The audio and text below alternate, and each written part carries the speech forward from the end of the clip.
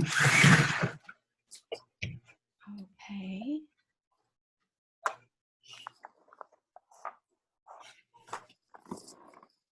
Okay, excellent. All right, I have 10 o'clock, so welcome, welcome. Thank you for joining me today. I'm so excited. It's great to have you guys here. For our friends that are new to Zoom, I'm going to let you know that in the bottom left corner, you have an icon with a microphone. So if you need to mute yourself, or if you want to like turn your camera off for some reason, you have those options available. So we're going to see if Maureen is joining us. I see that she just popped on with her iPhone as well. So Maureen, are you with us?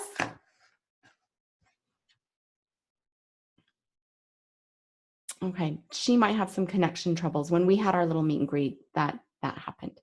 So, okay, we'll go ahead and get started. It's 10:01 and I want to be very respectful of everybody's time. So in getting started, first off, thank you for joining me today. This is going to be a lot of fun. I'm really excited. If you have questions, what I would like to do is invite you to jot them down on paper and save them towards the end of our conversation. So that way we can just take all questions at the end and we can make sure that we get through the material that's available. Did everyone receive their papers that I sent? Can you just raise your hand if you did? If you received your papers? Okay, excellent. Hi, Candace, welcome, welcome. Okay, terrific. You know what, I'm just going to say hello really fast to our friends that are with us so you can hear one another's names. We have 12 ladies that are interested in our weight loss program, and a handful of them work. So a lot of our friends are not necessarily going to be able to join us on our Mondays at 10 o'clock, but they'll be watching the call and collecting the information afterward. So Amanda, she is a fellow coach, a certified coach. Congratulations, Amanda. She and I have been friends since the beginning of the year. Jillian has been a client of mine in the past. So glad to have Jillian with us. And she's an East Coast friend, so that's super fun. She's in the beautiful state of New York, right? Right, Jillian? Okay, Candace is a friend of mine from the neighborhood. We're new friends. She and I just met last week as we did meet and greets with the weight loss program, so I'm excited to get to know her. And then I saw my friend Laura on for a moment. Hopefully she can join us again. And I apologize, I'm looking at the screen as if I'm looking in your eyes because that's where you are. But I know you're here. So again, thank you so much. Again, jot down those questions if you have them along the way. But I'm going to quickly go through the papers that I did send you just to make sure that we're all on board. I'm teaching from these papers today. The concepts that I shared, if you were able to read them in advance, it's great.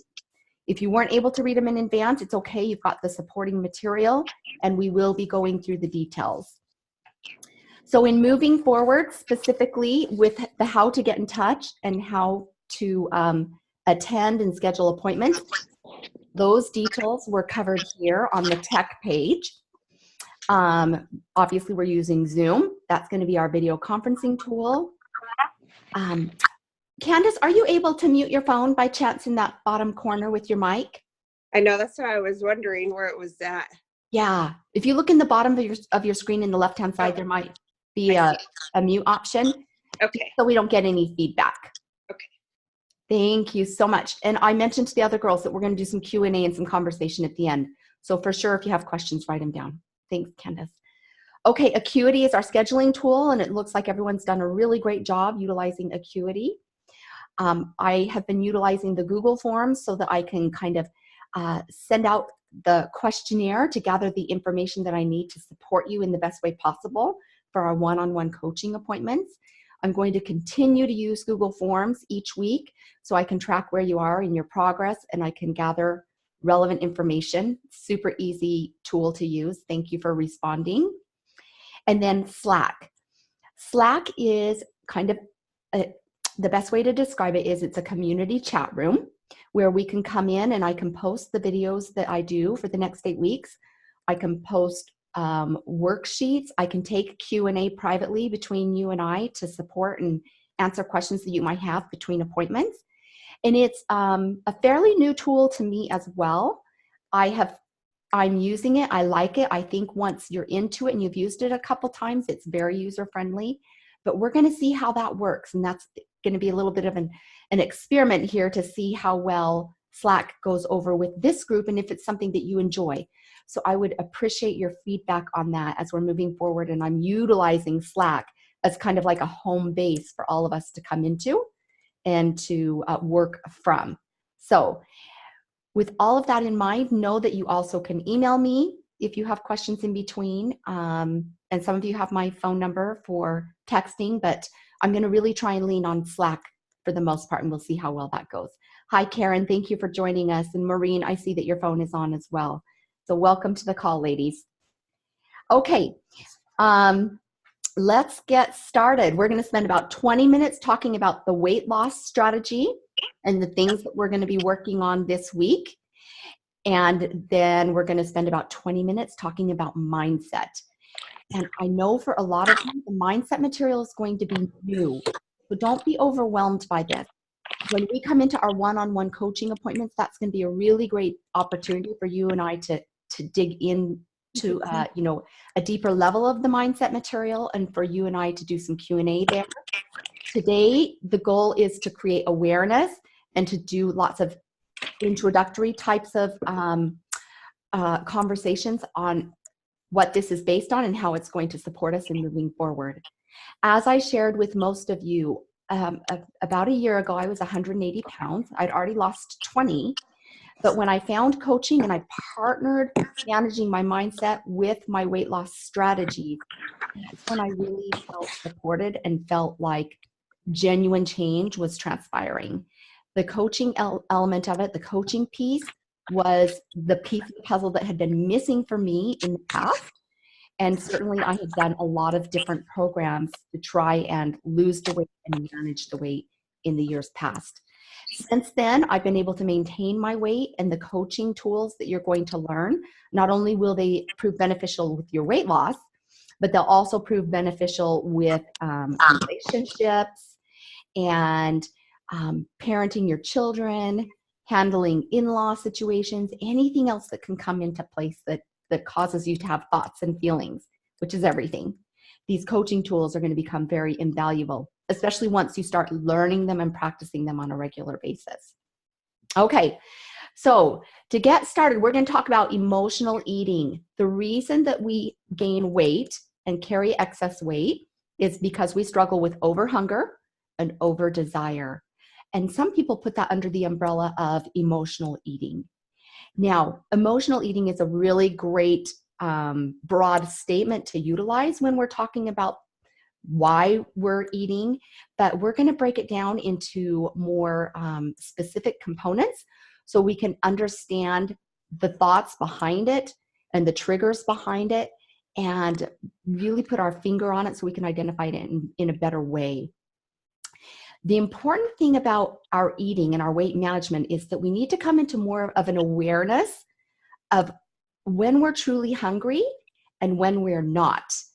And it's because we've gone so far out of tune from our body signals about hunger that we've put on the weight. We experience frustration, and so we go to the pantry. We experience boredom, so we go to the pantry. We want to have a really engaging social event, so we put lots of food on the table and we all indulge in too much food. And all these things compound and lead us to gaining the excess weight that we find that we end up carrying, which ends up bringing a lot of mental drama, frustration, sadness, anger, and lots of other negative byproducts. So we want to understand our true signal, our true hunger signals, and also start to sift through those components of the why we're doing what we're doing. Okay? All right. Overhunger. Overhunger occurs because we're eating too much of the wrong food, and we're not being thoughtful, as I said, to the triggers. We're just kind of indulging and we're buffering or pacifying ourselves when we get bored or frustrated or feel sad. All of those things lead us to overeat. Now, our bodies, interestingly enough, have become addicted to the concentrated amounts of sugar and flour that are in all the products out there in the grocery stores. So if you think about what you have in your pantry right now, or if you think about what you might go purchase at the store and bring home for the school lunches or for a Saturday afternoon barbecue, we're going to have things like, we're going to have like chips, and we're going to have like bagels, and we're going to have, you know, the little Go-Gurts for the kids, even the Yoplays. Lots of these food products have too much sugar, too much flour. And these concentrated amounts of sugar and flour, they create an addiction for us, which we then feel we need and our bodies desire. And so we have this internal struggle going on because we're all out of balance. We're all out of balance with what our bodies should be receiving and what we're providing to our bodies. And so this creates hormone imbalances that then cause us to feel over hunger, and we overeat, and then we put on weight. Okay. Now the hormone side of it, we're going to speak to in a week or two, and we're going to do a deep dive on that. But I don't want to go there today because we're just kind of starting in square one, and I don't want to overcomplicate things. Know that the concentrated substances that are in our chips, our breads, our pastas, our even like the syrup we're putting on our pancakes, all that concentrated amount of sugar and flour, it's just really a bad deal. It's a bad deal all around, and it's perpetuating the problem of overhunger. Okay, when it comes to food, we often experience what we call over desire. Now, over desire is more of the mental component, in that we think we need to eat, or we want to eat, or we deserve to eat. So for instance, I put 3 examples or 3 triggers that can cause over desire. The first one is entitlement. How many of you have ever felt like you deserve a treat because you had a really great day, got the housework done? Raise your hand if you can join me on this one. Maybe you take yourself through Dairy Queen, right? I love a blizzard. And you know what? When I do a really good job on a housekeeping project, or if maybe my kids did really well, I'm like, let's go to Dairy Queen. We need to celebrate. So we have these feelings of entitlement. I should, I can, I want to, I deserve. All of those sentences that run in our mind support us in entitlement. And you know what? We're only doing ourselves a disservice with all entitlement in life. We really have to hit the pause button and question why we're doing what we're doing, because entitlement usually doesn't bring a good result. Okay.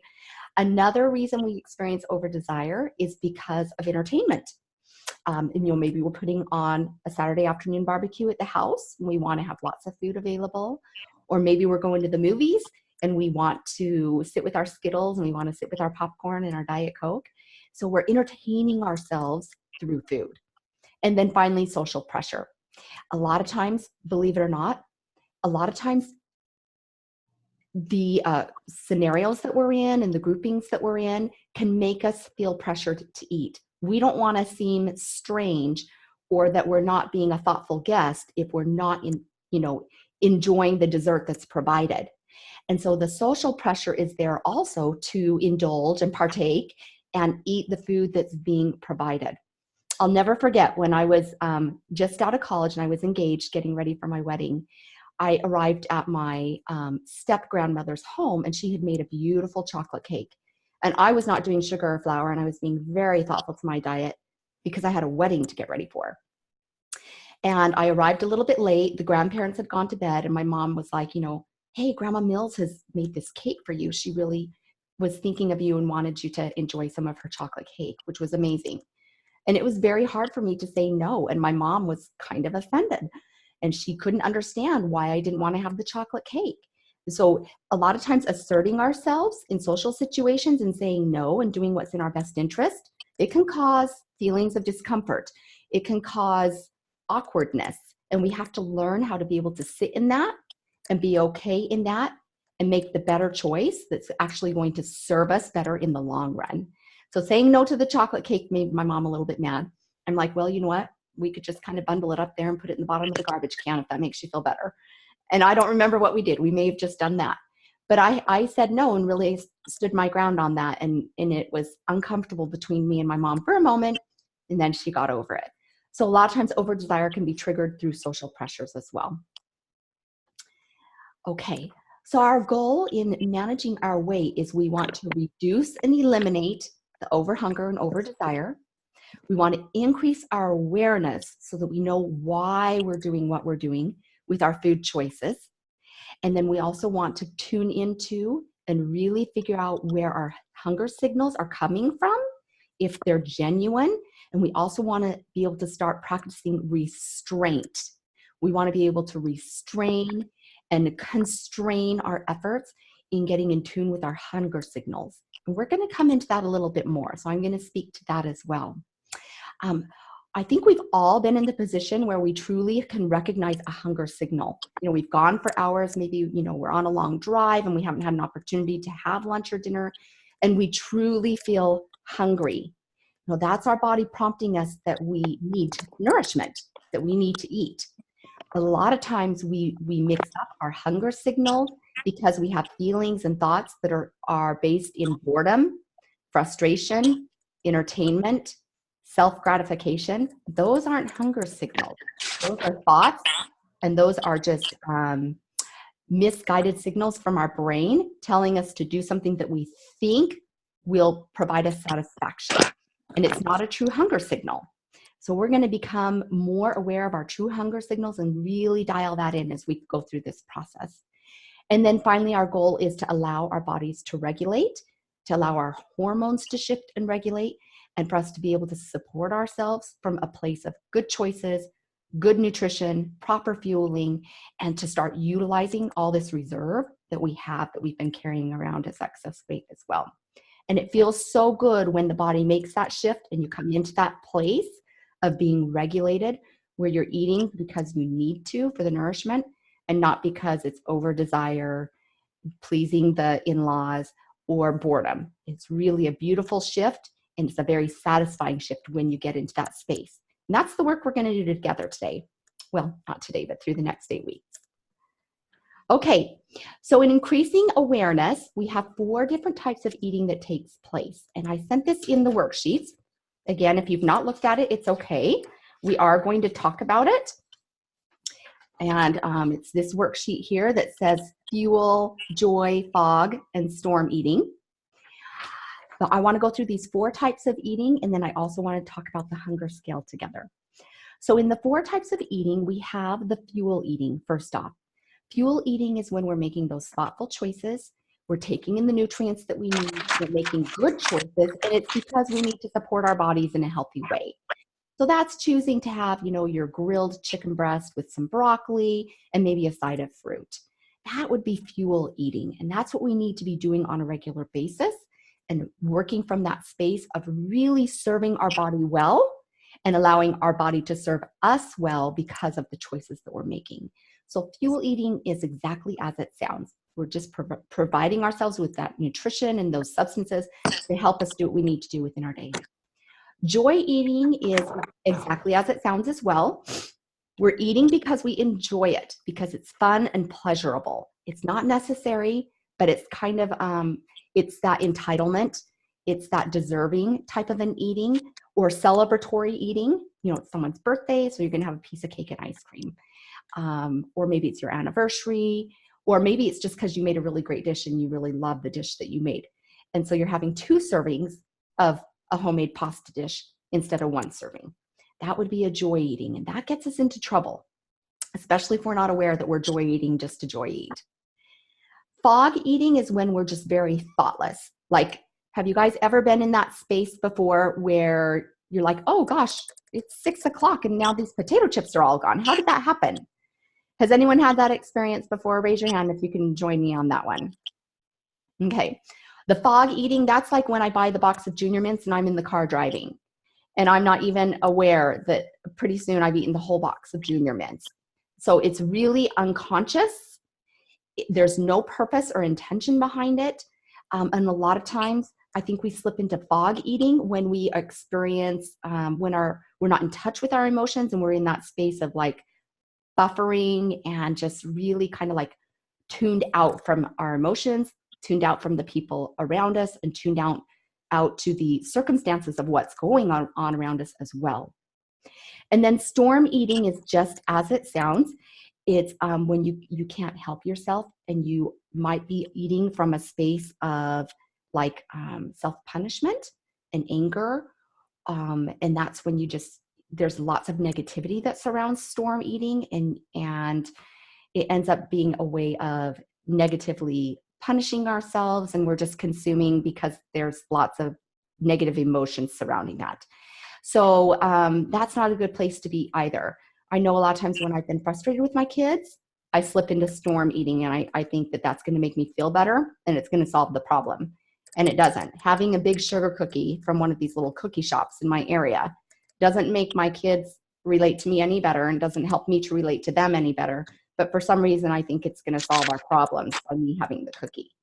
So be thoughtful to these 4 different types of eating. Again, we have fuel eating, joy eating, fog eating, which is very mindless, and then the storm eating. And sometimes that storm eating slips into almost a binging type of an eating as well, when you just can't stop yourself and you've lost control. So those 3 later eating styles are the ones that really don't serve us well. And that's where we get into trouble, and we have the overhunger, overdesire, and the excess weight. Okay. Sorry, I forgot to flip that slide there. There's the 4 types of eating mapped out for us here on the screen. Now, that being said, we have a hunger scale that naturally occurs within our body. I want you to think of when you had your sweet, precious little babies and you would nurse them. These brand new, beautiful babies. You'd have a baby, you'd put them up to nurse, or you'd give them a bottle of formula. And you know what? They knew exactly how much to consume. And when they were done, they were done. And they didn't want anything more. They turn their head away, they push away, they, kick and fuss a little bit. Young babies and toddlers are very in tune with the hunger scale. They know exactly when they need to stop. They know when they're hungry and they know when they're full.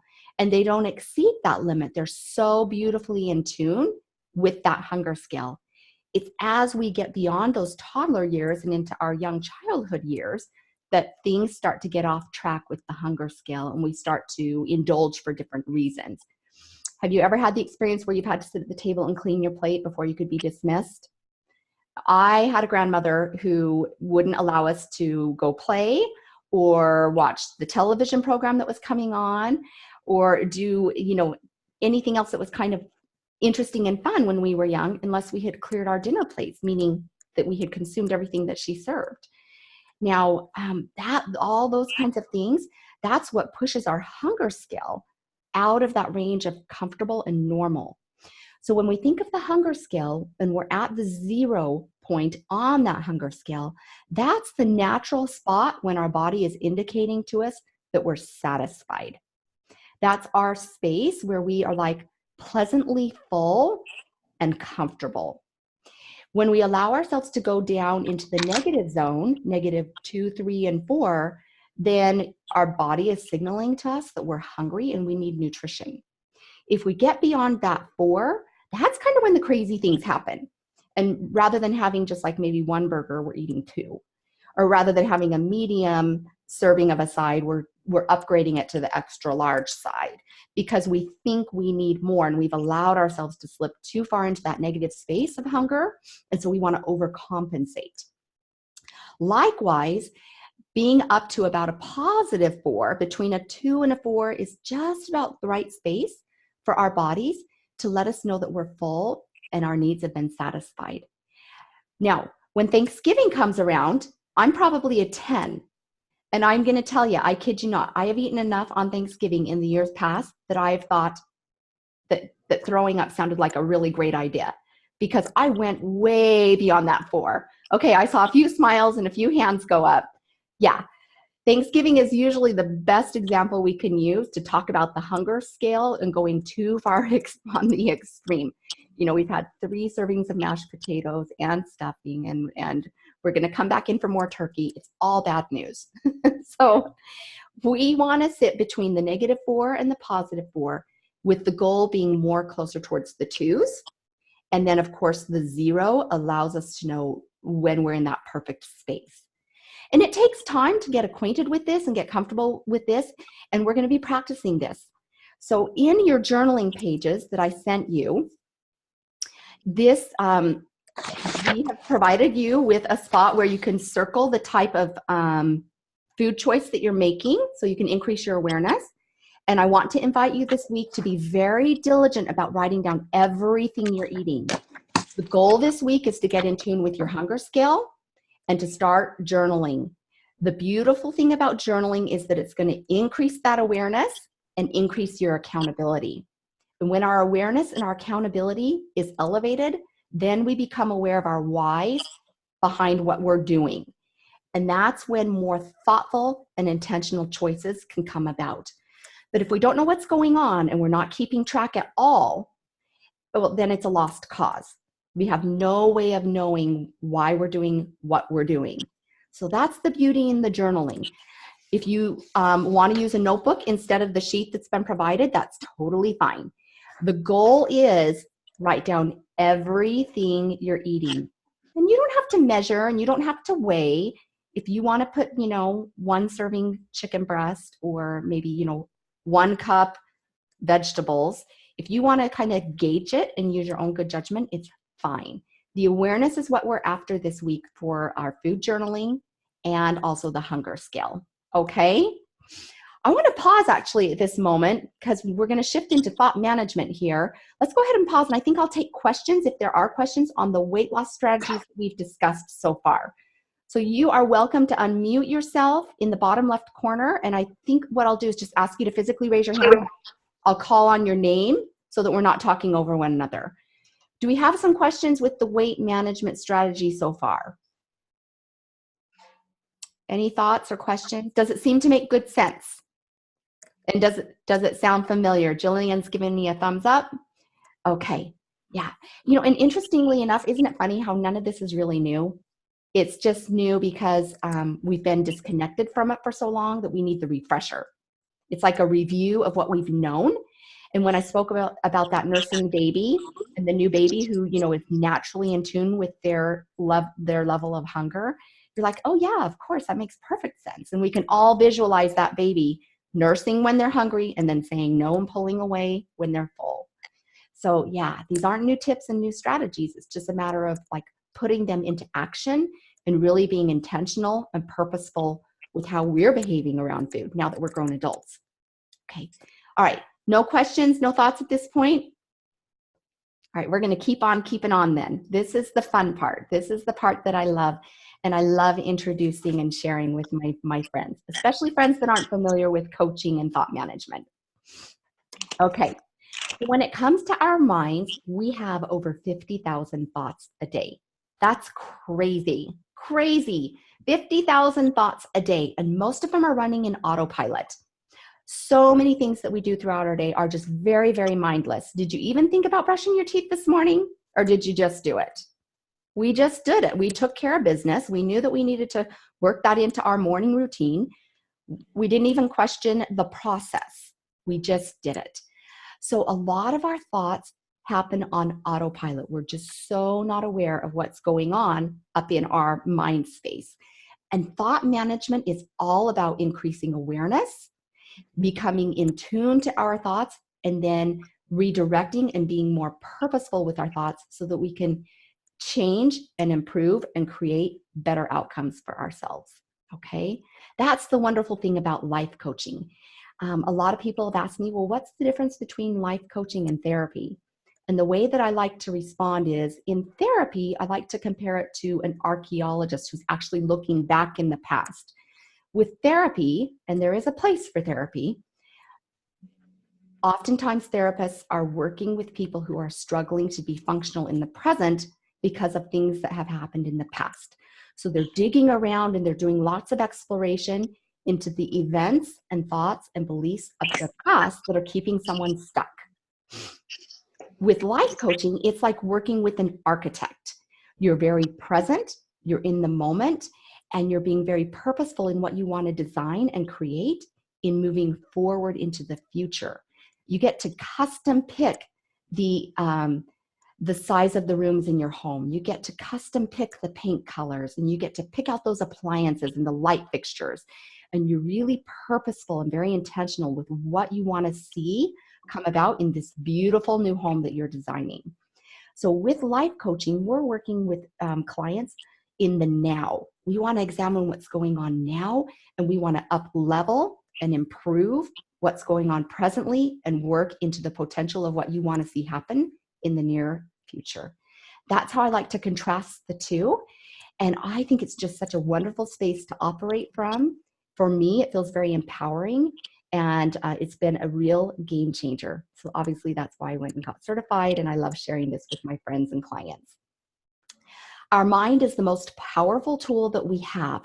When we stop and think about it for a moment, and we think about all the things that we enjoy in our lives, the iPhone, a microwave, our automobiles, air conditioning, our clothing that we wear, the makeup products that we put on, everything came because someone had an idea.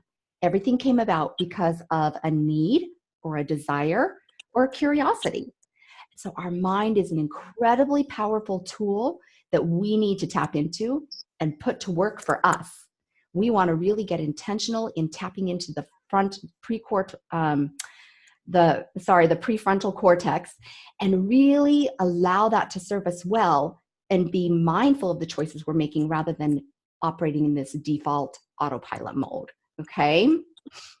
Now, when we think about our houses and living in our houses, a lot of times things start to kind of get out of order.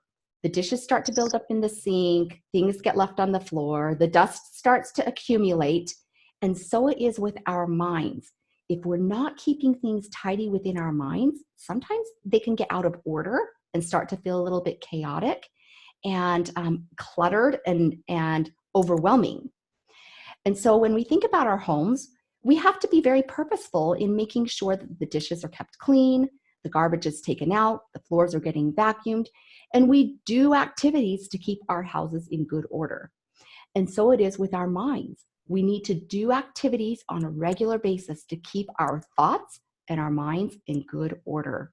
It's very much the same as we would with our physical bodies.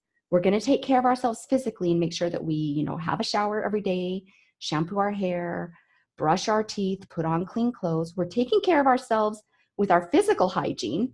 Why wouldn't we take care of our mental hygiene as well? And so that's what thought management is all about. It's about getting rid of the clutter, really looking at the thoughts and the beliefs that we carry and asking ourselves if they're serving us well, or if it's time to let them go and step away from things that are bringing us into a negative downward spiral. Because that's a lot of times what the problem can be, is when we sit in these negative beliefs and we're not willing to be objective about them. Okay? So think of your mind just the same way you would about your home. You're not going to let your home get completely crazy and out of order and start having piles of papers and piles of trash accumulate. And so it is with our mind. We want to take just as much care and give it some time and attention as well, so it can serve us best. Now, when it comes to our minds, we need to be thoughtful about directing our thoughts and recognize that our thoughts do matter. Our thoughts do truly create our results, the outcomes in our lives. And so between now, meaning week 1, and week 8 of working together, that's where the one-on-one private coaching is going to really come into play and help you clean up your thought work, clean up those beliefs, and embrace a better way of being. When you and I come into our appointments together privately, this is going to be your opportunity to share with me the thoughts that are on your mind. If you've had a frustrating conversation with your husband, we can dig into it and analyze the why behind it, what you're making it mean, if you want to hold on to that meaning, or if you want to be able to look at it from more of a neutral space and let it go. With our thoughts and talking about them being these well-oiled machines and kind of stepping into this place of being on autopilot, I want you to think for a moment about the last time that you went to your local grocery store. Did you have to think much about how to get there, or did you just naturally go from A to B and all of a sudden you arrived at the store? Has that happened for you guys? Do you have to think very long and hard about how you go to the grocery store? I don't. I could probably do it with my eyes closed, right? It's something that we do frequently. It's very comfortable and familiar to us. And so it is with the current thoughts that are running in our minds. They're very comfortable and familiar, but it doesn't necessarily mean that they're serving us well. Now, just like going to the store can be a very unconscious type of activity, so are those well thought out thoughts, the well-worn thoughts that travel through our minds. We've repeated them so often in our minds that we truly believe that our thoughts are true. We don't stop and question.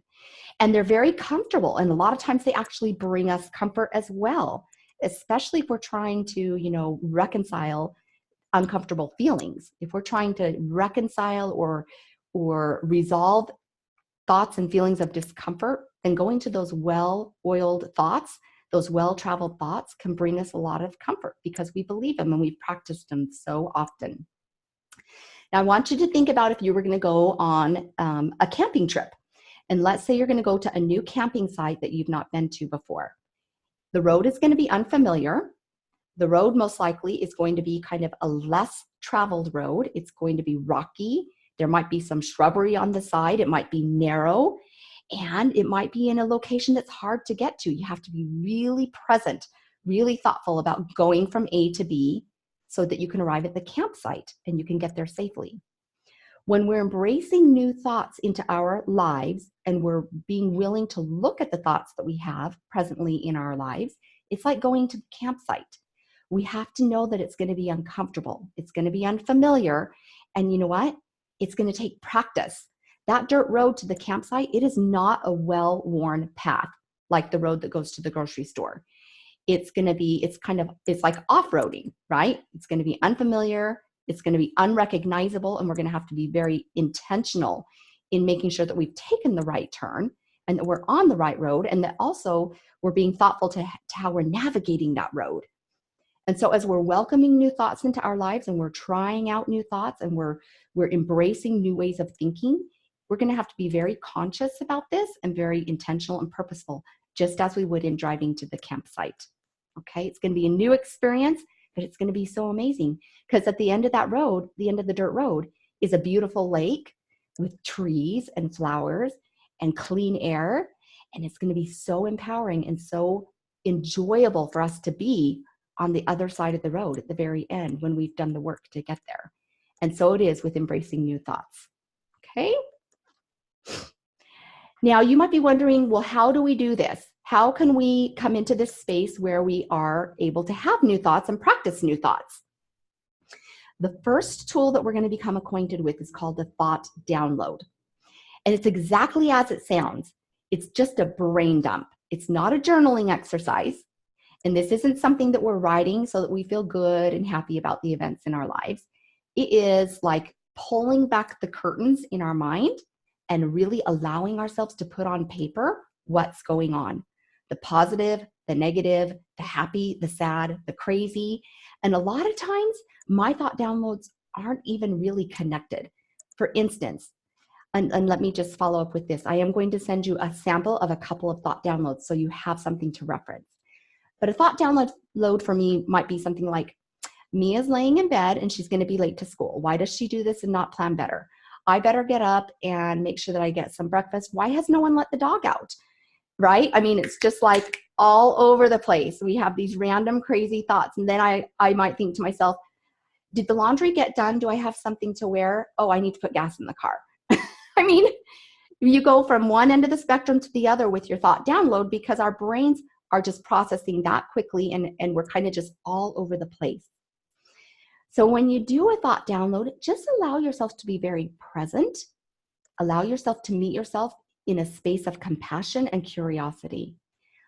I personally like to put a timer on when I do my thought download. And it's an opportunity for me to just clear my mind and like take a deep breath and come into a place where I can feel settled about what really is going on in my mind. So I'll usually set a timer for about 10 minutes. I want to make sure that I'm in a quiet spot. I want to make sure that I have a notebook that's going to be private, that I know my kids aren't going to be like stealing a piece of paper out of. It's something that I can put away in a drawer. It's just my opportunity to be in touch with myself. So don't let yourself go too far into the thought download or for too long, because we don't want it to be a negative experience. Rather, it's just like going through and sprucing up the house. You're putting away the blanket that was left out last night. You're pulling the dishes off the table if they were left there. You're running the garbage out and getting the new liner into the garbage can. You're sprucing up the house. And as you write those thoughts, just let them come freely. Just let them be very, very forthcoming without judgment, and know that it's all safe. What we're going to do is we're just going to get in there and we're going to look at those things and we're going to decide if those things are true or not true, and whether they're serving you well or not. And if you want to be very purposeful about changing how you're feeling about some of the thoughts that are going on in your mind. Because for sure, not all of our thoughts are positive, and that's just part of our human experience. So the thought download is something I want you to do every day. You can pick when you do it. For me, doing it in the morning is most beneficial. But the more consistent you become with this habit, the more of a benefit you're going to start to experience. The benefit of doing this, just like stretching out our muscles and getting more comfortable with the idea of, doing an exercise and embracing exercise, the more that we practice it and embrace it, the more comfortable it's going to be. Now, that being said, if you can't do it in the morning and the day gets away from you, don't let that be a game stopper. Find a moment in the afternoon. Find a moment in the evening. The point is that we want to do it on a regular basis, and we want it to be consistent. And sometimes I have to actually do it in my car. I'll take my notebook and maybe I'll spend 10 minutes in my car before I go into the store to grab the groceries, because no one's bothering me for 10 minutes when I'm in the car. And my kids will be fine for an extra 10 minutes, but I need the quiet space. I need the quiet time so I can get in touch with my emotions, so I can see what's going on inside my brain. So however you need to make it happen, I really encourage you to get committed to this practice. This is the foundation of thought work. It's how we can start seeing what's going on and start helping to make progress and to empower you to do better and feel better and create better for yourselves. So that is the thought download. Again, I will send you some samples for you to look at, and you're going to see it's kind of just a lot of jumbled thoughts that are random. They don't really connect, but it's a good opportunity for me to do my housekeeping within my brain and to keep up my hygiene within my brain. Okay? Do we have any thoughts or questions on the thought download at this point before I proceed into our next component? If you have a question, I'm going to invite you to raise your hand. It's a pretty simple practice. Again, it's not journaling. We're not recording, how the soccer game went and the celebration of the birthday party for our cute little daughter, or, if we had company and how our experience went with company. It's just an opportunity to download. Okay. So from here, after we do our thought download, I'm going to introduce you to a component which we call the model. The model is a tool that we use to take our thoughts and actually start to do the work on our thoughts and understand why we're thinking and feeling and acting the way that we are in our lives, okay? The model is like a formula, and it always is true. The model is the tool that we use to sift through, break down, understand, and then rebuild our thoughts so that we can operate from a better space. And it's made up of 5 components. Now, when we talk about the model, when I talk about the model, I'm talking about all 5 parts of the puzzle, all 5 pieces. And I want to go through and explain these to you. And please don't worry if you don't understand them all immediately today. It takes time to come into, understand, and be able to execute and really work the model and get into a place of comfort and proficiency with it.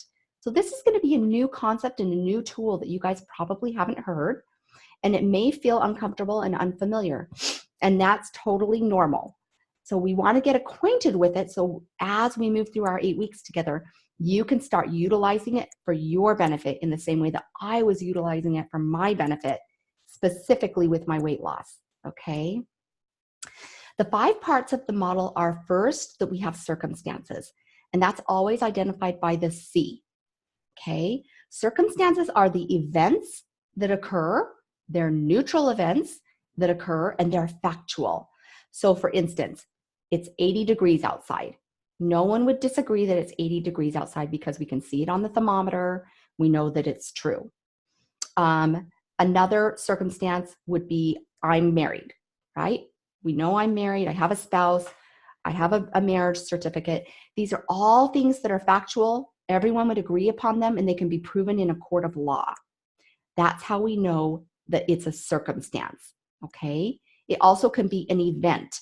So for instance, Easter Sunday is coming, all right? It's not something that I can necessarily like handle in my hands. It's not tangible, that everyone would agree Easter Sunday is coming. That's an event. It's factual. So we have circumstances in our lives that occur. Our circumstances trigger thoughts within our lives. And the thoughts are the things that they're the sentences that run around in our mind, and it's the meaning that we attach to a circumstance. So for instance, thoughts are things like, I'm feeling kind of cranky today. Or, why isn't there any bacon? I wanted bacon for breakfast. Or, I sure hope Mia isn't tardy. She's running late to school once again. Or maybe it's like, wow, I'm really glad that Garrett was able to make his lunch today. So they're the sentences, the conversations that go on in our minds nonstop all day long. Now, when we have our thoughts naturally cause us to have emotions and feelings. Every thought that we have in our mind then triggers us to have an emotion and a feeling, whether it's positive, neutral, or negative. We naturally end up having feelings because of what we're thinking. And our thoughts trigger and cause and generate the emotions in our lives. From this place of feeling, whether it's happy, sad, frustrated, angry, excited, nervous, from this place of feeling, we then slip into a space of and create actions. If we're feeling excited about something, then we may move a little quicker. Like if we're feeling excited about going to the movies with friends, we may get the housework done a little bit quicker. We may call the pizza shop to make sure pizza comes in for the kids so that we can be out for the night. We may call and line up a babysitter so that we know that we can have a free moment of time to ourselves. Our feelings always drive the actions that we take. And likewise, our feelings also drive inaction. When we're choosing inaction in our lives, it's still an action. I know for me, 18 months ago, I was in a really, really dark and depressed place. And I had a hard time being functional. And a lot of times my feelings of despair or sadness or depression, because I was feeling those emotions, I would lay on the couch for most of the morning. I'd pull a blanket back on once the kids were gone to school, and I would choose no action, which is still an action. Does that make sense as I'm explaining how our actions can be, the inaction can actually be an action as well? Does that make sense to you girls? Give me a nod if you're hearing me on that. Okay. All right. So our inactions or actions create the results, and the results are the end product. It's the outcome of what our actions lead us to. So when I'm laying on the couch with a blanket over me and I'm passing the time from like 9 till 1 o'clock, not doing anything on the couch, the result is nothing got done in the house, right? And then I'm still feeling despair. I'm still feeling sadness. And that supports my belief of I'm not very happy today. Our result is always the net outcome of the actions that we are or that we are not taking in our lives. So within this model, we have all these different components and they always work perfectly together. And they help us to understand the why as to what we are doing or not doing in our lives. And it also helps us to understand the result that we have or do not have in our lives. Okay. I'm going to shift into some examples, and then I want to be sure to be able to take some questions as well. Now, when I got introduced to the model and learned that circumstances were neutral, I had kind of a hard time with this.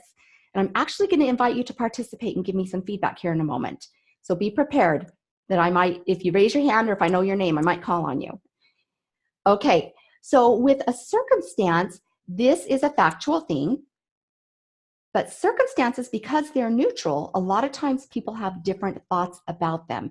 So for instance, on the screen, we can see that, let's say your mom gives you a housekeeping service for your birthday, okay? I want you to imagine in your life, your mother gives you a housekeeping service as a birthday gift. Okay, find the thought that comes when you know that you've got this housekeeping gift card available and it came from your mom. All right, okay.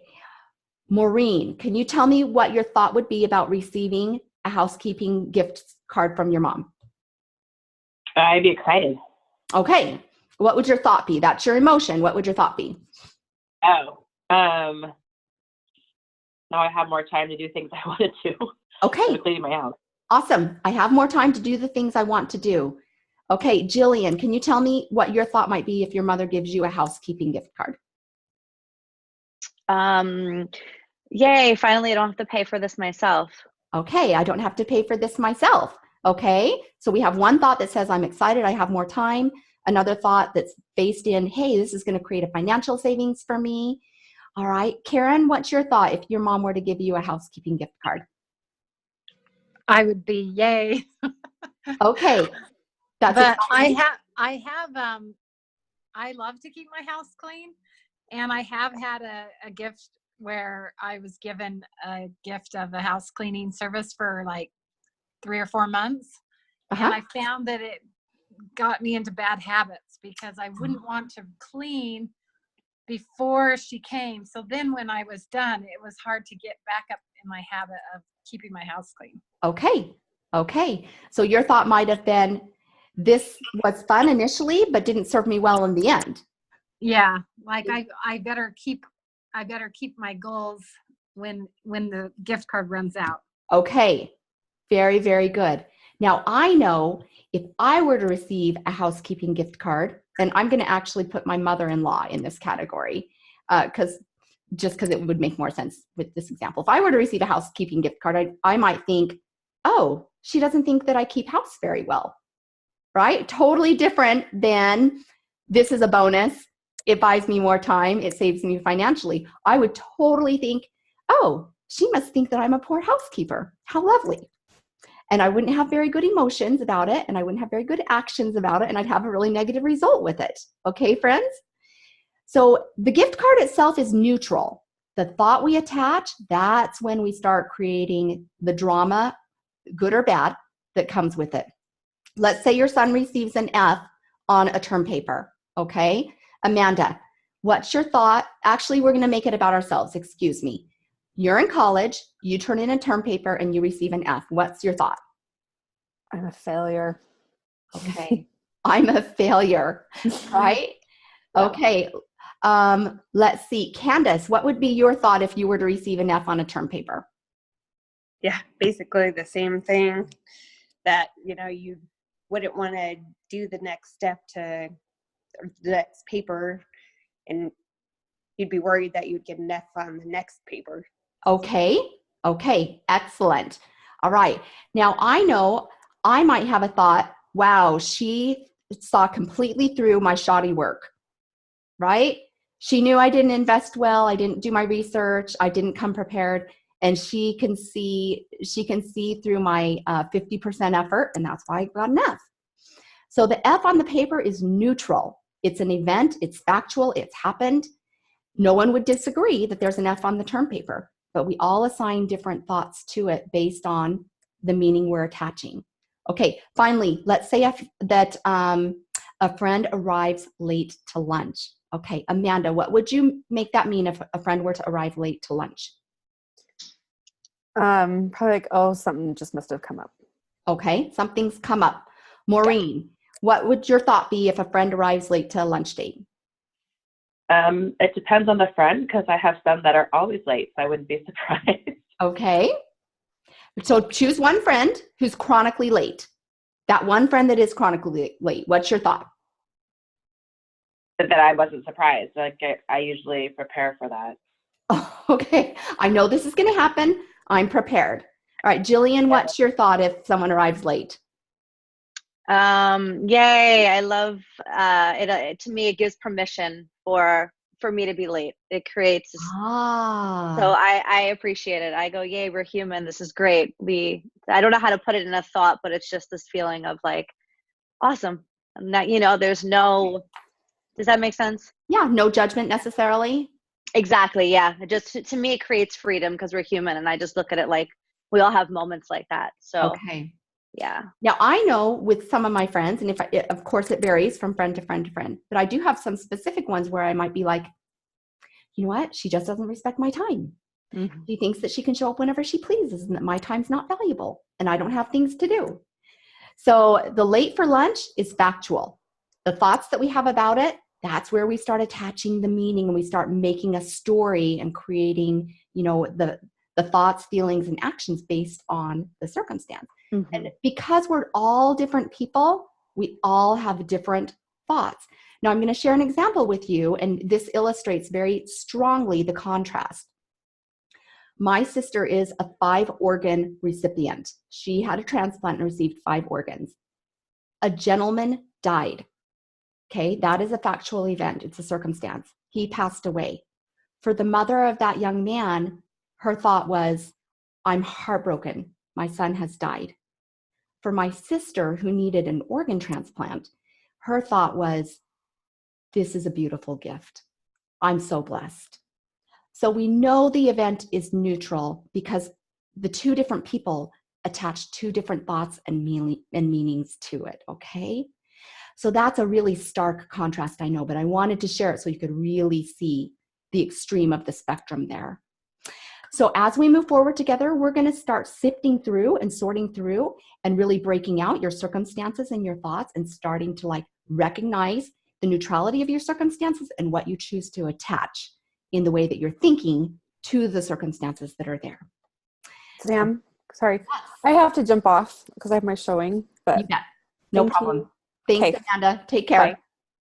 Okay, so when it comes to our weight management, and we're just about done here, ladies, when it comes to our weight and our weight management, we get to really be purposeful in how we're thinking about our weight and what we want our circumstance, thoughts, feelings, actions, and results to mean. You can see the example here on the screen in that someone might weigh exactly 200 pounds, right? When you weigh 200 pounds, one person may think, wow, I can't believe I weigh this much, and have a feeling of frustration. When they experience frustration, then they may slip into a space of not taking any type of positive action, indulging in cookies, and sabotaging themselves. Another person, and then the result would be the weight gain, and they're supporting that belief of, I weigh so much. Another person who also might weigh 200 pounds could have the thought, you know what? I take care of my body and it serves me in a beautiful way. I'm really grateful I have this body. That thought would lead to feelings of compassion, which could then encourage them to choose to eat wisely and be nutritious about their food choices. And the result would be that they still feel good about their body and they celebrate the things that their body can do in their successful efforts. Okay?